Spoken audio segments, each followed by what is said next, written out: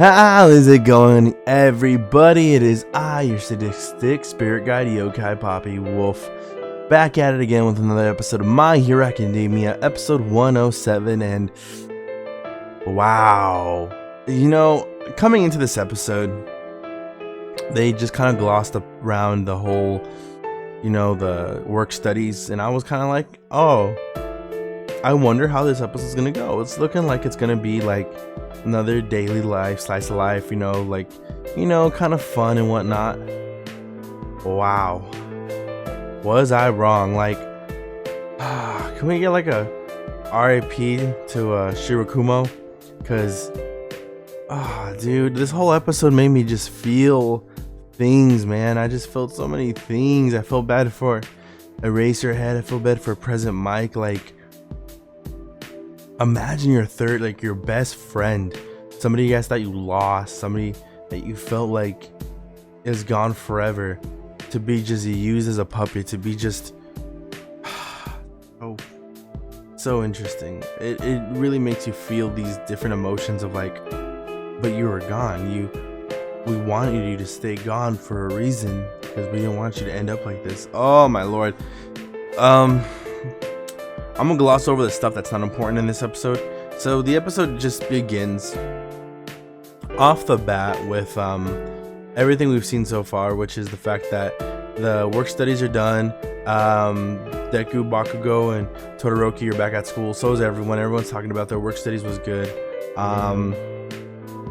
There's little cute moments at Uruchaka where she still has the charm that Deku got her, and everyone's kind of teasing her, and then we get to the real substance of this episode, which is the fact that President Mic and Eraserhead are called. They need to get to meet. They need to get down to the prison to talk to somebody. And the whole time, Aizawa and President Mic are just out of character, just morbidly phased, like if they've seen a ghost. Ironically, and literally almost. They've seen a ghost. They've seen something in their past that's just reawakening this amount of anxiety, and seeing them just tackle it and look at each other back and forth you haven't seen there's your friend that you've seen you grow up with all your life, but there's always that one trauma that you guys look at each other and we survived this. And as much as we live every day in every life thinking, oh yeah, we're having fun, there's always when you get faced with your past, something that you can't really forget, but that you've tried to move on from, and it's coming back at you, you feel so shaken. You feel like it came out of left field. And seeing how they keep looking at each other and just how out of character both of them are until they get into the office and they get told, and we get told background that it turns out that Kurogiri himself is a Nomu. And in fact, the basis of his personality, the basis of Kurogiri, is Shirakumo, which is President Mic and Eraserhead's best friend that died in his work studies program, and he's there. And at first you're kind of thinking, oh, what are they gonna do? Are they just trying to resonate with him, or are they gonna try to jog his memory? And just by talking to him, he lets out certain phrases that Shirakumo would have said about caring for, the way he cares for Shiraki himself makes Eraserhead just have a flashback to how they grew up as friends and everything. And it really does make you kind of sad, because you're seeing how this is put, you see the amount of pain that's being put through both Aizawa and President Mic, Yamashita, or is this his name? Yamashita. And you could see growing up, this is their best friend. Dude, I don't want to cry, man. I don't want to cry. But when you see Aizawa start crying, and he's like, you gave me these goggles. This is who you are, Shirakumo. You are the true hero. And then it's just back and forth in them, and you see that little moment where he's his whole makeup is fighting it. He's fighting and he's fighting, and then he just shuts down. He burns out, and that look of defeat on both President Mic and Eraserhead just hurts, and they're crying, and you're just kind of I don't know how I'm supposed to feel. I was so sad. I wanted them. I hope just a little bit that he would say their names, and he does. He says Shota.